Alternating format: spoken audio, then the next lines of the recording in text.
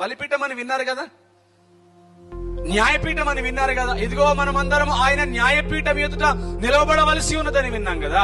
బలిపీఠం అనగా ఆ బలిపీఠం ఎదుటకు మనం రావాలి అని విన్నాం కదా. ఈ రోజు కొత్త పదం ఒకటి కనబడుతుంది, ఏంటంటే సువార్త పీఠం అంట. ఏ పీఠం అది?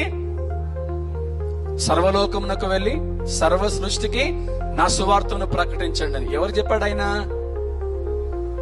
శిష్యులకు చెప్పాడా?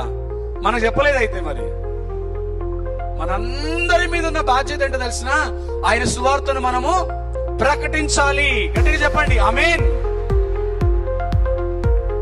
నేను దైవ సేవకుని కాదు, పాస్టర్ని అంతకన్నా కాదు. ఆయన సువార్తను ప్రకటిస్తూ ఆయన పరిచర్యను జరిగిస్తున్న ఓ దీన పరిచారకుని, అంతే. గట్టిగా చెప్పండి దేవునికి స్తోత్రం. సువార్తను ప్రకటించే భారము ప్రతి ఒక్కరి మీద ఉన్నది. ఆయన